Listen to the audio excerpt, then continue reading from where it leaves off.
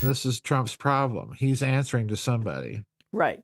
And that's what I want to say about the Trump.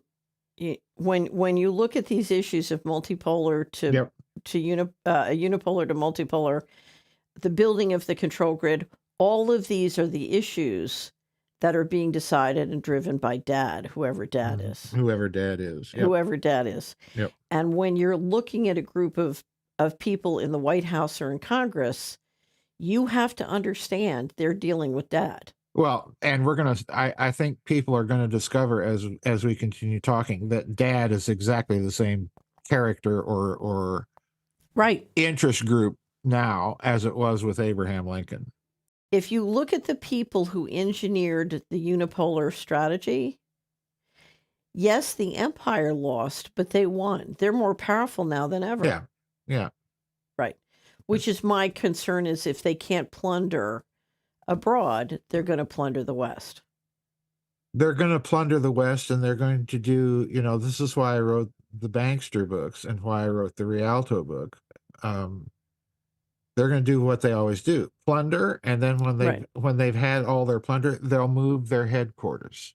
Right. They've done this over and over. When they get done with the West, they're going to toss it aside and move their operations somewhere else, probably China, maybe India, I don't know. Right. But that's what they'll do. Right. Okay, so on that cheerful note, I think I told you the story when I was in the Bush administration, when the cabinet secretary I was working for got furious that somebody implied he had to obey the law, and he said, "I don't have to obey the law. I report to a higher moral authority." Mm-hmm. And it's just like, Dad. Right, Dad. As long as I'm doing what Dad wants, I'm fine. Mm-hmm. And what you saw during the Signal leak and the brouhaha about these guys talking on Signal outside of what the national security laws require was very much an attitude of, as long as we're doing what Dad wants, none of this is important. We don't have to obey the laws. Mm-hmm. I think they as a group sincerely thought they were free to do this because they were doing what Dad wanted. Yep. Right.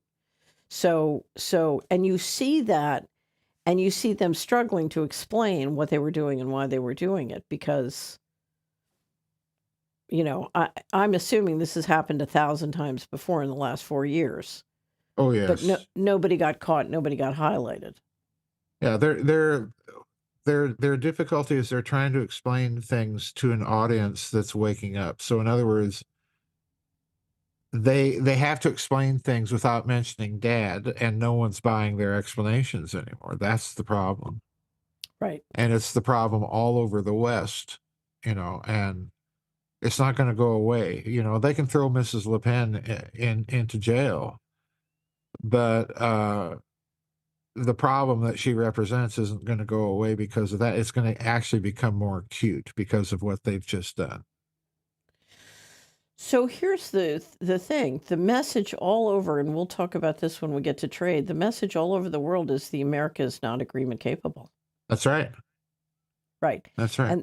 And the big problem happening right now is the business community, which has been relatively pro-Republican and pro-Trump, is now upset because the volatility of the tariff policy, there's not a policy process that they can work with. And so they're dealing with a level of uncertainty, which is basically they can't deal with.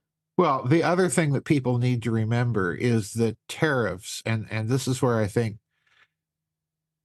Trump is being very clever and not telling people why he's trying to bring in tariffs. Tariffs were notoriously corrupting because the people that were put into power in the port cities, New York, New Orleans, Mobile, Alabama, Charleston, that controlled the tariffs and how much skim they got. So in other words, this was a key means of patronage and corruption in the day when that was the principal income for the federal government.